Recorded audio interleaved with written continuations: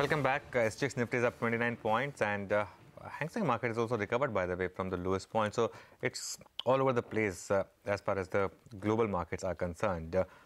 Ashwini Gujral, Sudarshan Sukhani and Mitesh Thakkar now join us. Good morning and of course once again season's greetings. Happy Diwali to all of you. Ashwini, what's the first trade for you on the Nifty and the Bank Nifty?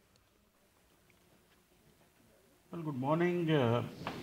Given the strength of the market yesterday, day before, even, from 10,000, my sense is that, staying long would probably benefit people much more than, doing cute trades and, looking at those trend lines that I've been seeing on social media, etc. So I am still long. I think another round of short covering will happen. Possibly, once the Bank Nifty is above 25,900, and similarly the Nifty also finally will get towards 10,800, 900. So the benefit is that even if you have a few sideways days, carry on your longs because there isn't great amount of pressure that we can find. And PSU banks also may surprise on the upside. So my sense is that 2-3 weeks we could continue to see these levels. People have to get a bit more positive, and you need more long positions to really collapse from here. So that way, I'm positive and will continue to hold my long positions which I carried yesterday. I think you have an inside day from yesterday. So once you start to get a bit of momentum, we could have even range expansion today. Okay. Good morning, Sudarshan. You've been long and it's benefited. Would you, book your longs, or would you stay long, even take more long positions? Yeah, good morning, Lata. Well, yesterday we expected market to be sideways, and not only were they just sideways marginally, by the time markets closed, thanks to State Bank or whatever, they closed very well. So this was a correction which hardly affected the uptrend. That is a good sign for the bulls. Traders should be long in this market. The stops we suggested have not come at all on the lower side. If you are not long, today is an excellent day to go and buy the Nifty and buy the Nifty Bank both. Normally when we have 2 days of holidays, we become very cautious. But the markets are suggesting that already the Nifty Bank has broken out of a trading range, and the Nifty could actually at least go to 10,700 or 700 plus. So there is money on the long side. Take the risk of a holiday, of a 2-day holiday, and go and buy the Nifty. Your stops there are 10,470, and buy the Nifty Bank. Your stops are 25,000. I think there's money on the upside. Okay, there's money on the upside. Well, by the time we hit Diwali, the Sensex will be back at 35,000, which is not bad. I mean, that's not what somebody assumed about, a month ago. It's quite a V-shaped recovery, actually, we've seen since the lows in October.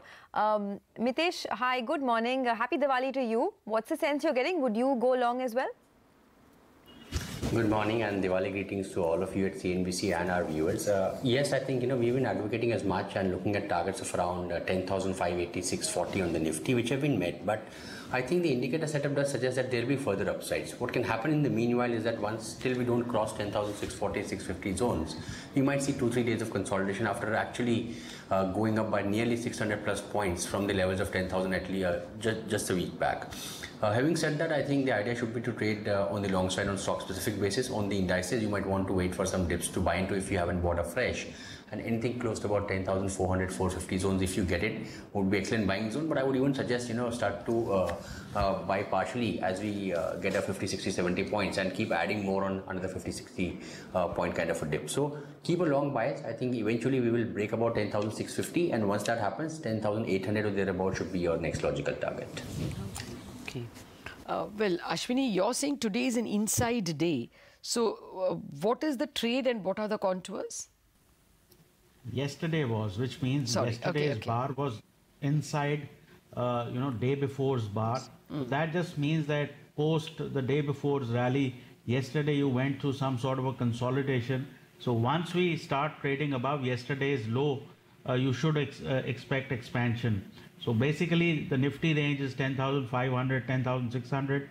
So the moment you start getting past 600, you'll start to see expansion. Similarly, Bank Nifty range is 25,600 to about 25,900, and that way beyond 25,900 you'll start to see expansion.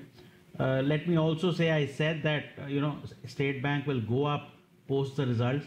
So the issue is not results. The issue is the PSU banks don't have long positions, and people still need to get long before this PSU bank rally is over. So that way, I think now the sentiment really starts to pick up. See, when the results become great, that will be the topping opportunity. But these slow improvements, asset quality better, this becomes fodder for a stock move, because we start to look at 6 months ahead. Having said that, individual stocks, OBC is a buy with a stop of 80, target of 88. Jet Airways is a buy with a stop of 246, target of 262. BOB is a buy with a stop of 108, target of 116. SBI is a buy with a stop of 290, target of 304. And HUL is a buy with a stop of 1630, target of 1675. All right. Sudarshan, good morning. And happy Choti Diwali to you and your family. Your thoughts on individual stocks? Yeah, thanks, and happy Diwali to all of you again and the viewers. See, I have first of all State Bank as a buy in my buy list. I thought yesterday's range expansion was actually a sign that it's going much higher. Then I heard Lata say in the morning just now that it already went up yesterday, so we'll see what happens. Now I'm not very sure. But anyway, it's there. I would still be a buyer there. If not for today. No, I don't think you should take my short-term view at all. I just thought that the good news was approved by the market yesterday. But please, your views. Yes, but it's a positional trade. It's a positional buy. So State Bank is a buy. HDFC Bank, which has been languishing, is now a buying opportunity. The Bank Nifty actually broke out of a trading range without these two banks. So it's worthwhile to find out what the Nifty will do once these two banks start participating, the banks. HDFC Bank, State Bank are both opportunities. Actually, if you are looking for investing for a few weeks, both are appropriate. Then I have Eicher Motors, which has been again going through a deep correction, now moving sideways. Yesterday it had a narrow range day, just like the Nifty. It hardly moved. I expect an expansion on the upside for Eicher Motors. Page Industries, where the theme is now developing, not only in Page but in Britannia, in many other companies, and probably a rally is coming in. So 4 buying ideas, mid caps and large caps mixed, and Tata Motors is a short sell simply to balance it. Okay, so you generally do that, right? Balance the portfolio out. But Mitesh, what about you? What would be the stocks on your list? And considering that the asset quality has stabilized for most corporate banks, would you include them in your list today as well? Yeah. In fact, today I have 2 PSU banks, but I do like the corporate banks as much. Disclaimer here, I personally have positions in ICICI Bank, and I like both ICICI Bank and Axis Bank from a few weeks kind of perspective. But for the timing today, I think I've identified 2 PSU banks. The first one being Bank of India, where the indicator setup is quite positive. Buy with a stop at 84, look for targets of 91. Union Bank, some continuation signals on the upside are being witnessed on the chart, so that's a buy. Keep a stop at 76, look for targets of 87. Pidilite is a buy as well, good price volume breakout on Monday. That's a buy with a stop below 1010, look for targets of 1075 in the short term. And I have one sell call, that's Lupin, it's a conditional sell. There's some negative indicator setup, but if it breaks the pivot of 848, 849, expect some more price decline. Short 10, keep a stop at 860, look for targets of 822. Okay, well, gentlemen, thanks a lot for joining us and taking us through the technical calls. But let's also discuss some fundamentals now. Majesco has reported a very steady quarter this time with a consistent improvement in margins. The order book, though, has declined for the second consecutive quarter. We have Farid Kazani, the managing director of Majesco, who joins us. Farid, good morning, and thank you for joining us. Greetings of the season to you and your team at Majesco. We've seen a consistent improvement in your margins because of an increased contribution from the cloud revenue business. Can you tell us how much more it can improve by, and also what exactly are the margins in the cloud business now, and what are you targeting over the next, say, 12 to 18 months? Thank you, Sonia, for having me, and wishing you and the viewers a very happy Diwali. We've had a very steady quarter in terms of our business, with a growth in the revenue and an improvement in the profitability. The profitability improvement is clearly linked to the improvement in our revenue profile, with cloud business now almost ranging at almost 38 or 39% of the revenue, certainly the cloud-based margins are much higher than the traditional on-premise margins. The SaaS-based revenue starts giving you an incremental profit as the volumes start building on the platform. So as we see more and more of the cloud business, we do see an improvement in the profitability. So if you look at the profitability as compared to last year, we had almost a 940 basis point improvement as compared to the same period last year. And that's purely because the cloud business has moved from 30% to 39%. We do expect this to continue. And, more of the business in the U.S. is coming on cloud. And therefore, we see a good potential of improvement in the profitability in the coming years. Okay. One worry is that your order book has declined for the second consecutive quarter. Why is that? And, how would you guide us for the remaining 2 quarters?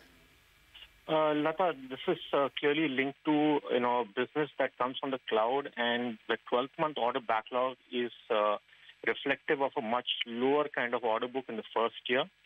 But in cloud business, the tail, which is the business that starts building thereafter, becomes much larger and becomes annuity-based. Okay. So what you've seen is a shortfall in the last 2 quarters. But we do expect this quarter, which is a December quarter, where there are some good renewals and there are few deals in contracting stage. So, we would see an improvement in the order book overall by the end of this Q3 December. So what is the order visibility you have from the likes of IBM, and what could the quantum of the orders be? We don't specifically give numbers with regard to any particular client, but today IBM, where the program on MetLife is being delivered, is our largest client. There is good visibility on the program because that program is expected to kind of get delivered in the middle of the next year, and the volume-based revenue will start building thereafter. MetLife is obviously a very large program which is being delivered both for the small markets and we do expect that we will deliver for the regional markets going forward. So that program is doing pretty well. The visibility on other deals that we expect from IBM also is looking good. We've started work on another PNC client where we have kicked off the work with the POC, and we do expect that business to get converted into a larger order in a couple of quarters. Well, so just to complete that, your earlier points, what's the margin guidance? Lata, we are right now at almost close to 13% in terms of adjusted EBITDA. We've seen almost 150, 200 basis point improvement on a quarterly basis. We do expect as revenue builds up in the coming quarters, margin will expand. However, we would like to kind of reinvest some part of the incremental margin on our sales, where we're seeing opportunities both in the US and globally.